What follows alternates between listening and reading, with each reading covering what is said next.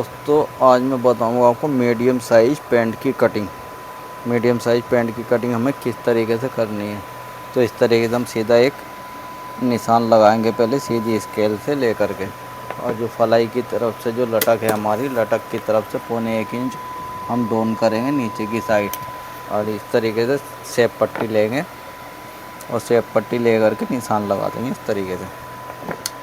और लंबाई जो हमारी 37.5 से 33 कमर है, 38 की जो है इसकी हिप सीट है, 24 की रान है, 16.5 का घुटना है, 14 की बॉटम है जो मोरी है। तो इस तरीके से 1 इंच ऊपर ले करके, इस तरीके से 1 इंच ऊपर रख करके निशान लगाएंगे। मेजर टेप ऊपर रख लेंगे। 37.5 इंच इसकी लंबाई रहेगी, 37.5 पर निशान लगाएंगे। उसके बाद हम इसको 2.5 इंच लूजिंग देंगे। 2.5 इंच लूजिंग देंगे तो 40 इंच पर निशान लगा देंगे। 2.5 इंच लूजिंग देगा। अब मैं इसकी आपको लटक बताता हूँ। 38 की जो है इसका हिप है, 38 की जो सीट बोलते हैं, तो इसकी जो लटक है ना, तो वो सीट के हिसाब से ही उतरेगी। लेकिन हर बड़ी साइज़ मैंने बताया था उसका साइज़ कटिंग अलग तरीके से होता है। इसका जो है मीडियम साइज़ है तो इसकी कटिंग अलग तरीके से होती है। तो इस तरीके से मैं आपको बताता हूँ। तो इसकी 38 का जो है हिप सीट है, तो 38 की चौथाई कितनी होती है? 9.5।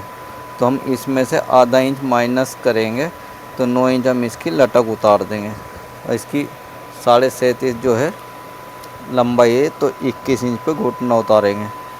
21 इंच पे घुटना उतार तो आपको एकदम सही बैठ जाएगी।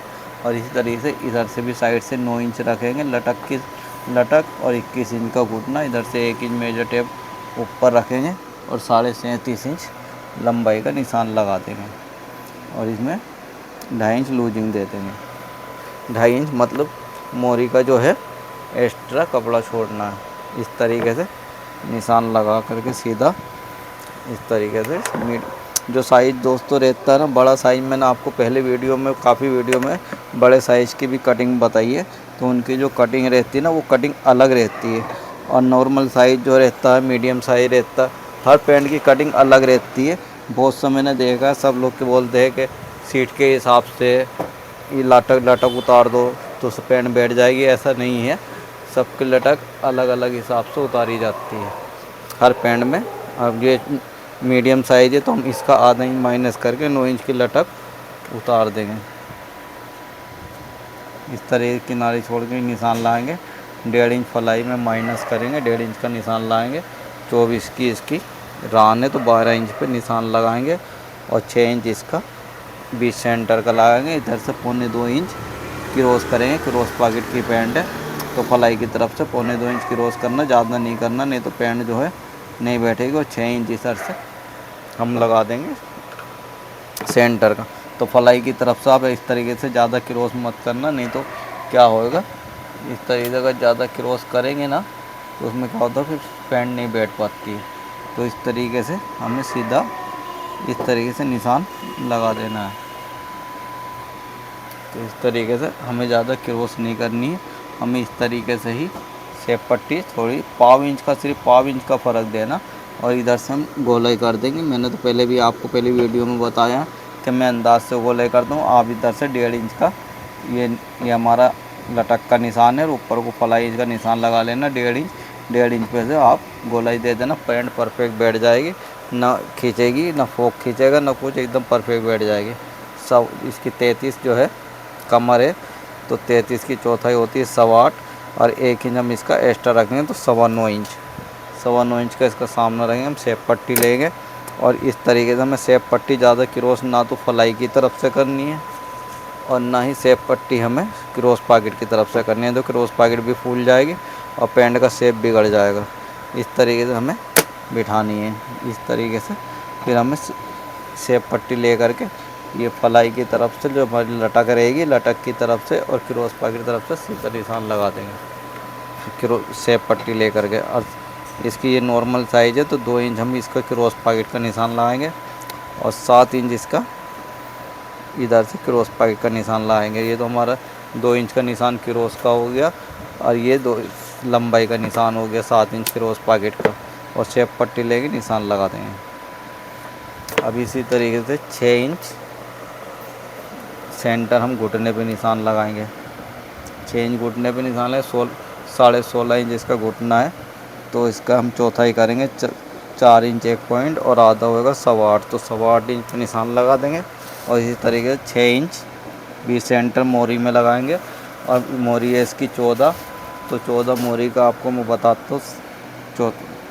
चौथाई 3.5 पे निशान लगाएंगे। फिर उसके बाद में एक 7 इंच पे मोरी पे निशान लें, तो इसकी 14 इंच की मोरी हो जाएगी। अब सीधा स्केल लेना दोस्तों, सीधा वाला, ये सेप पट्टी नहीं लेनी है। तो यहाँ से सीधा स्केल ले करके पहले हम मोरी की तरफ से सीधा स्केल लेकर घुटने तक इस तरीके से निशान लगा देंगे, हल्का क्रॉस कर देंगे बॉटम मोरी की तरफ से। और इसी तरीके से ये पास की तरफ से और ये गदरी की तरफ से इस तरीके से सीधा स्केल ले करके निशान लगा। अब आप ये जो है ना, अब सेप पट्टी आपके काम आएगी। ये सेप पट्टी अब इधर काम लेनी है, तो आप ये क्रॉस पॉकेट से लेकर घुटने तक आपकी सेप पट्टी इस तरीके से रखनी। आपको देखना कि आपका सेप पैंट में किधर बैठ रहा, कहीं ऐसा ही ज़्यादा इधर नहीं करना है, ज़्यादा उधर नहीं करना। इस तरीके से सेप हमारा कहाँ बैठ रहा, इस तरीके से मेरा सेप इधर बैठ रहा पैंट, तो मैं इस तरीके से निशान लगा देता हूँ। और इस तरीके से एक निशान में लगाऊंगा, ये जिधर से मैंने पास से सेप पट्टी रखी है वही सेप पट्टी में गिदरी की तरफ से रखूँ और इस तरीके से निशान लगा दूँ। ये चीज़ जो बाहर निकल रही है, इस चीज़ को जो मैं सीधे स्केल से निशान लगा दूँगा। इस तरीके से ये पैंट फिटिंग वाली पैंट है, नॉर्मल साइज, ये कटिंग हो जाएगी। 33 इसकी कमर है। मैं इसका अब दिखाता हूँ इसका सामना कटिंग करके आपको। तो देखिए दोस्तों, ये इसका हो चुका है सामना कटिंग। अब मैं आपको इसका एक जादू दिखाता हूँ। ये देखिए, मैंने इधर से रान की तरफ से जो रखा था, तो 12 इंच रखा था, तो आधा इंच इधर माइनस हो गया। तो हमने इधर से ये सीधा किया है, क्यों किया कि इसकी रोज़ पॉकेट ना फूले। इस तरीके से मैं आपको बैक की कटिंग बताऊँगा, इसकी बैक की कटिंग कैसे करी जाएगी। तो दोस्तों अब इसका होएगा बैक कटिंग। बैक कटिंग में आपको बता दूँ, पहले इसको बैक बिछा लेंगे, फिर उसके बाद में इसका पूरा सेंटर मिलाना नीचे से ऊपर तक। ऊपर से रान का सेंटर, घुटने का सेंटर, मोरी का सेंटर, इस तरीके से सेंटर मिला करके। और हमें आधा इंच जो ये बैग है सामना है ना, बैग से आगे आधा इंच एक्स्ट्रा रखना है, क्योंकि हम यहाँ से सीधा निशान लगा सके इसमें। इस तरीके से एक सीधा स्केल से लेंगे निशान, कमर की तरफ से लगाएंगे और इस तरीके से क्रॉस पॉकेट से मिलाएंगे और इस तरीके से एक निशान लगाएंगे। इस तरह एक निशान ऐसे हो गया और एक निशान इस तरह क्रॉस पॉकेट की तरफ। अब लेंगे हम सेप पट्टी। पहले मैं आपको बता देता हूँ, इसका हम 2.25 इंच बैग उठाएंगे, क्योंकि नॉर्मल साइज़ है, बड़े साइज़ नहीं है। तो इसके लिए 2.25 इंच हम इसका बैग उठाएंगे, सेप पट्टी से निशान लगा देंगे। और ये जो रान है ना, रान से आधा इंच नीचे निशान लगाना बैग का, और ये घुटने का जो है एकदम बराबर में लगाना, सामने सामने। और ऐसे मोरी का भी आमने सामने। इसकी कमर है 33 का चौथा हिस्सा 8.25 इंच हम इसमें दबाव रखेंगे, 8.5 इंच रखेंगे और 1 इंच इसका डट्स का निशान लाएंगे। अब आ जाओ हिप इसकी 38 है ना, तो 38 हिप में चौथा ही 9.5। तो हमें पहले इसका फ्रंट पे देख लेना, फ्रंट अगर हाँ कम बैठ रहा तो फिर हम इसमें 1 इंच एक्स्ट्रा लूजिंग देंगे। 9.5 है तो हम रखेंगे 10.5। इस तरीके से 10.5 हम रख लेंगे। इस तरीके से 10.5 रखेंगे। उसके बाद में हम बैग में लूजिंग 2.25 इंच की देंगे और इधर से घुटने में 1.5 इंच, अब मोरी में 1.5 इंच। इस तरीके से हम सीधा स्केल लगाएंगे और घुटने से लेकर मोरी तक सीधा निशान लगाएंगे सीधी स्केल से, हल्का सा क्रॉस कर देंगे मोरी की तरफ। अब ये सेप पट्टी लेनी है दोस्तों, ये सेप पट्टी ले करके हमें इस तरीके से देखना है कि हमारी सेप पट्टी किधर बैठ रही है, उस तरीके से बिठा करके हम अंदर की साइड से रखेंगे और इस तरीके से निशान लगा देंगे। और फिर बाहर की तरफ से रख करके दबाव छोड़ देंगे। इस तरीके से ये दबाव छूट गया और हमें हिप का ले के, और ये हमारी कमर का निशान और ये हिप का निशान, हम इस तरीके से इसको सीधा निशान लगाएंगे। दोस्तों ज़्यादा क्रॉस नहीं करना, नहीं तो बैंड जो बैठेगी नहीं पीछे से अंदर घुस जाएगी। तो इसके लिए सीधा सीधा देख लेना, सीधा ही रहना चाहिए ये निशान, ज़्यादा क्रॉस ना हो, नहीं तो पैंट जो है सीट पे से आपकी नहीं बैठेगी। इस तरीके से सीधा निशान लगा देंगे, फिर गोलाई करेंगे। 2.5 इंच इसका